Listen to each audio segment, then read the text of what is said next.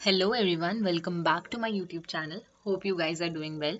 This is going to be part 1 of the Andaman series vlog. So I started my journey from Indira Gandhi International Airport, Delhi to Veer Savarkar Airport, Port Blair. So my flight had a layover in Kolkata.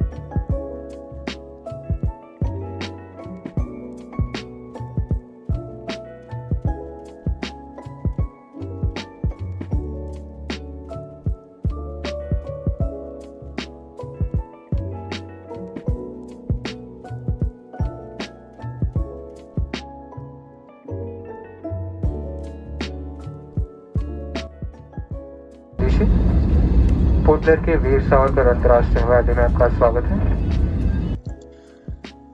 So once you are out of the airport, आप बाहर से कोई भी taxi ले सकते हो and it cost around 200 to 300 and they will drop you to your hotel. So this was our hotel and it was Salt Life Hotel and I would recommend it. You can definitely stay here. It was a good hotel and it was available at reasonable prices. इसके बाद हमारा plan था कि हम लोग Netaji Subhash Chandra Bose island जाएंगे, जो कि पहले रॉस आइलैंड के नाम से जाना जाता था। तो इसके लिए आप लोग फेरी ले सकते हो from Rajiv Gandhi water sports complex, जहां से आपको 370 पर पर्सन की फेरी मिल जाएगी।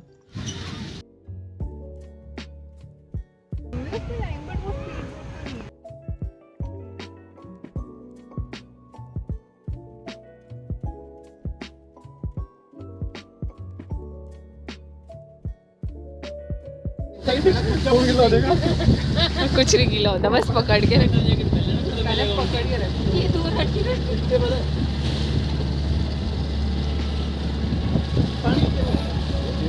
मैं ज़्यादा नहीं बनाऊंगी, मैं बस थोड़ा सा बनाऊंगी, बहुत रिस्क है।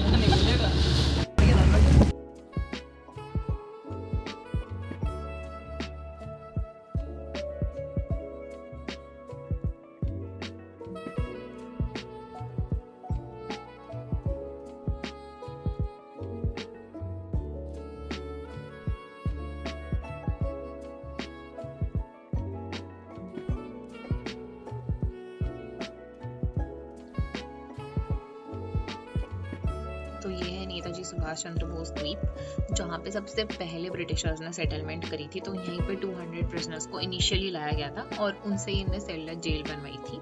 फिर बाद में वर्ल्ड वॉर 2 के टाइम पे यहाँ पे जापानीज भी आए थे, तो यहाँ जापानीज बंकर्स भी आप देख सकते हो, अंदर जाके भी देख सकते हो आप।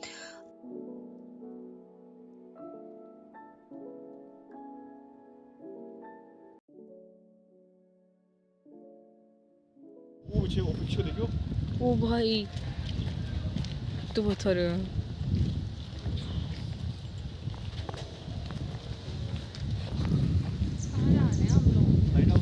इनके पीछे पीछे। तो यहाँ पे कुछ लास्ट पीरियड 2 PM तक चलती है, तो आपको तब तक जा सकते हो और उसके बाद 2 घंटे आपको टाइम मिलता है कि आप इस आइलैंड को घूम लो और फिर आप वापस जा सकते हो। तो यहाँ पे जो सबसे बेस्ट चीज़ है वो है भाई डियर। यहाँ पे इतने सारे डियर हैं और ये बिल्कुल भी डरते नहीं है लोगों से, ये आपके पास आ जाएंगे। और ये मेरी तो लाइफ का बेस्ट एक्सपीरियंस था, क्योंकि मैंने इतने अपने क्लोज कभी एक डियर को नहीं देखा। मतलब मैंने बहुत बार देखा है, जू में और हौस-खास में भी, पार्क्स में है, बट वो आपके इतने पास कभी नहीं आते और ये डरते भी नहीं है, बिल्कुल बिल्कुल पास आ जाते हैं।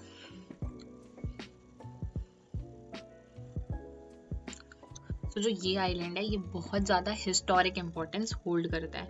जैसे आप देख रहे हो यहाँ पे भी बेकरी है, फिर ये उनका वाटर डिस्टिलेशन प्लांट था, और यहाँ पे प्रिंटिंग प्रेस, चर्च, क्लब्स, सब कुछ है। तो जब यहाँ पे ब्रिटिशर्स आए थे तो उनने यहाँ पे पीनल सेटलमेंट एस्टैब्लिश करी थी और उनने यहाँ पे अपना एडमिनिस्ट्रेटिव सेटअप भी लगाया था। यहीं से वो सब कुछ कंट्रोल कर रहे थे। तो उन्हें अपने लिए तो यहाँ पे हर एक कंफर्ट की चीज़ बना दी थी और यहीं से वो प्रिजनर्स को भी कंट्रोल कर रहे थे। सामने वाले आइलैंड यानी पोर्ट ब्लेयर में वो लोग वहाँ पे सेलर जेल भी एस्टैब्लिश कर रहे थे। तो दिन भर वर्कर्स को यहाँ लाया जाता था। इनिशियली 200 प्रिजनर्स जो आए थे वो भी यहीं आए थे। और जो सेकेंड इम्पॉर्टेंस है हिस्टोरिक इसकी, तो अराउंड 1943 जब सुभाष चंद्र बोस यहाँ पे आए थे पोर्ट ब्लेयर विजिट करने, तो वो यहाँ पे भी आए थे। तब उस टाइम जापानीज ऑक्यूपेंसी थी और उसके भी रिमेन्स आप यहाँ पे देख सकते हो, जैसे कि बिल्कुल स्टार्टिंग में आइलैंड के यहाँ पे जापानीज वर्कर्स भी हैं। वर्ल्ड वॉर 2 के टाइम पे जब यहाँ पे जापानीज ऑक्यूपेंसी थी तो नेताजी सुभाष चंद्र बोस यहाँ पे जापानीज से मिलने आए थे और उन्हीं की हेल्प से उन्होंने इनके गवर्नमेंट ऑफिसेस के ऊपर ट्राई कलर भी फहराया था। यही रीजन है कि अब इस आइलैंड को रीनेम कर दिया है नेताजी सुभाष चंद्र बोस आइलैंड के नाम से। नो डाउट यहाँ से जो आपको व्यू आएगा ना, ओशन व्यू, वो बेस्ट व्यू है। ऐसा शायद आप कहीं से देख पाओ। जो इससे पहले आपने देखा वो उनका स्विमिंग पूल था। ये था तने वो ये था।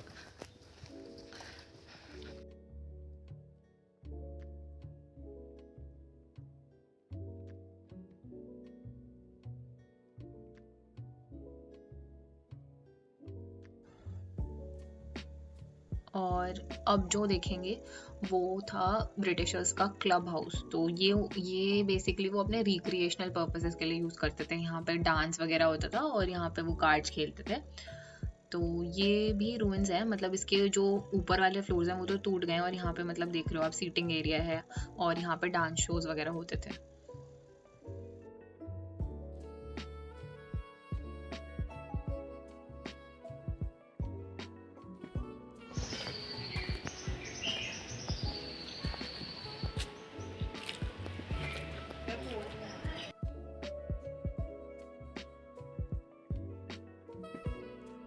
कर लेना, आ जा जंप।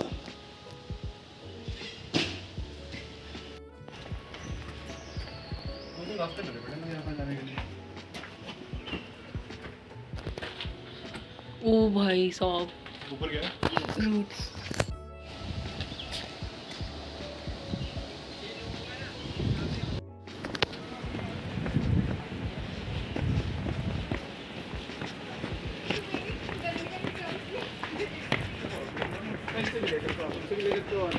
वर्ल्ड वॉर के टाइम पे ब्रिटिशर्स इंडियन आर्मी को लड़ा रहे थे अपनी तरफ से, ब्रिटिश की तरफ से। तो यहाँ पे सुभाष चंद्र बोस ने फर्स्ट टाइम इंडिया का फ्लैग लहराया था, तो उसने उन्होंने बनाई थी आज़ाद हिंद फौज, उसी की वजह से हमें आज़ादी मिली है।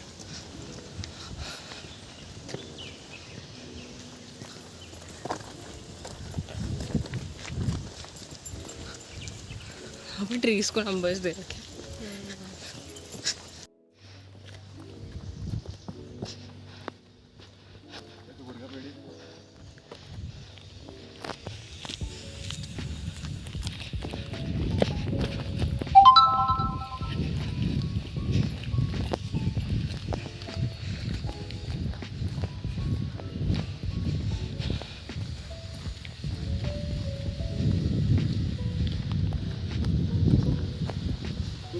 कर रहे हो आज नहीं कर रहे हो, सारी कल बहुत मेहनत लगी था। पूरे करती हूँ तो मैं करती हूँ। क्रैम्प को पकड़ लेंगे शायद। घूमने आया तो इतना तो चलता है।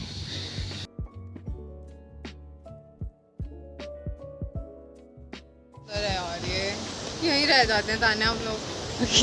यही बॉनफायर।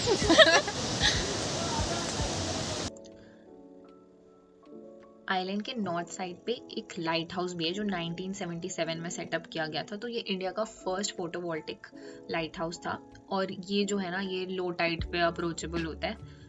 यहाँ से जो व्यू आता है वो तो फिर बेस्ट ही व्यू है।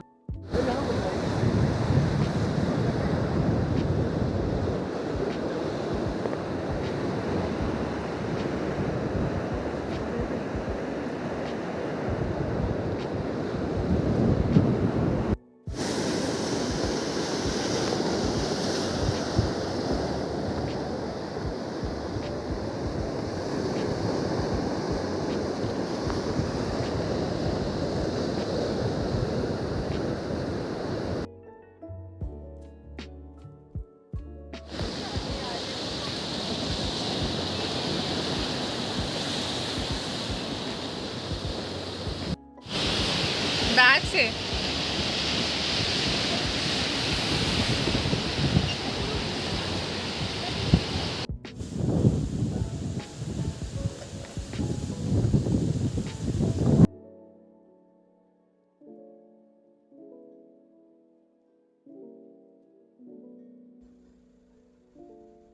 और ये है सेल्युलर जेल जो काला पानी की सजा के नाम से भी जाना जाता है। ये है स्वतंत्रता ज्योत जो इंडियन ऑयल कॉर्पोरेशन ने यहाँ पे इंस्टॉल कराई है। अब बात कर लेते हैं एंट्री की। तो यहाँ पे एंट्री टिकट है 30 रुपीज पर पर्सन। आप यहाँ पे मंडे टू संडे सुबह 9 बजे से शाम को 5 बजे तक आ सकते हो। फिर यहाँ पे उसके बाद लाइट एंड साउंड शो होता है जिसकी अलग से एंट्री टिकट होती है और आपको वो ऑनलाइन परचेज करनी होती है 300 पर पर्सन। और अब जो ये आपको दिख रहा है ये है शहीद स्मारक जो यहाँ पे जितने भी शहीद थे उनके लिए बनाया गया था।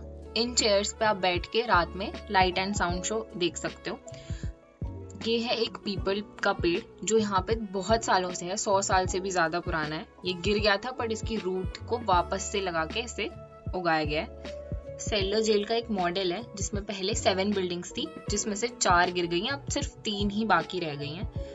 फिर यहाँ पे कंडेम सेल्स हैं जहाँ पे पहले लोगों को रखा जाता था जिनके ऊपर कुछ आरोप थे। फिर एक प्लेस था जो इससे पहले आपने देखा, वहाँ पे लास्ट रिचुअल्स थे, उनसे पूछा जाता था कि उनकी आखिरी इच्छा क्या है और उसके बाद उनको यहाँ पे फांसी दी जाती थी, गैलोज यानी फांसी घर में। ये एक लिवर मैकेनिज्म के ऊपर बना था। तो जो बाहर इसका एक लिवर होता है, अगर उसको खींच देते हैं तो जो फ्लोर है ये यहाँ से चले जाता है और फांसी लग जाती है। इस वाले सेक्शन में वो सारी चीजें रखी हैं जो कि वहाँ के प्रिजनर्स को पनिश करने के लिए यूज करते थे, उनको तेल निकालने के लिए यूज करते थे। इधर पे उनके हाथ पैर बांध के उनको हंटर्स मारा करते थे। और 3 टाइप की सजा होती थी बेसिकली। एक था चेन फिटर्स जो कि ये था, उसमें थोड़ा बहुत उनके पास मूवमेंट करने के लिए ऑप्शन था। फिर नेक्स्ट होता था बार फिटर्स जिसमें कि रॉड्स लगा देते थे तो उनके पैर बेंड नहीं हो सकते थे, उनको खड़े रहना पड़ता था। और तीसरा था क्रॉस बार फिटर्स, इसमें क्रॉस करके बार लगाते थे।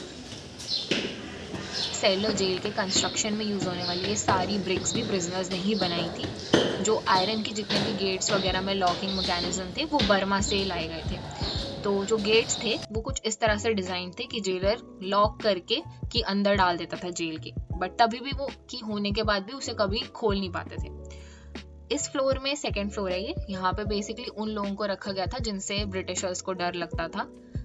उनमें से एक थे वीर सावरकर, क्योंकि उन्हें लगता था कि ये लोग फ्रीडम स्ट्रगल को ज्यादा एजिटेट कर सकते हैं और लोगों को इन्फ्लुएंस कर सकते हैं, तो इसीलिए यहाँ पे उनको सॉलिटरी कन्फाइनमेंट में रखा गया था। और ये जो स्ट्रक्चर है ये centre of the cellular gel है। ये एक कनेक्शन की तरह यूज होता था 7 विंग्स को कनेक्ट करने के लिए। ये जो आपको यहाँ पे एक वुडन स्टेयरकेस दिख रहा होगा, इससे आप रूफ टॉप पे भी जा सकते हो सेल्युलर जेल के। वहां से पूरा व्यू आता है पूरे आइलैंड का। पोस्ट इंडिपेंडेंस सिर्फ 3 ही विंग्स इस हालत में थी कि उन्हें रिनोवेट किया जा सके, तो यहाँ पे बाकी विंग्स को डेमोलिश किया गया और स्पेस क्लियर करके वहां पे हॉस्पिटल बना दिया गया। सेल्युलर जेल के रूफ टॉप से आप बेस्ट व्यू ले सकते हो। यहाँ से सामने के सारे आइलैंड्स दिखते हैं। ये प्लेस जो हिस्टोरिक वैल्यू होल्ड करता है ना, तो I can't describe it in words. इसीलिए मैं तो यही सजेस्ट करूँगी कि अगर आपको अपॉर्चुनिटी मिले तो आपको ज़रूर अंडमान खुद से ही विजिट करना चाहिए और ये सब एक्सपीरियंस करना चाहिए।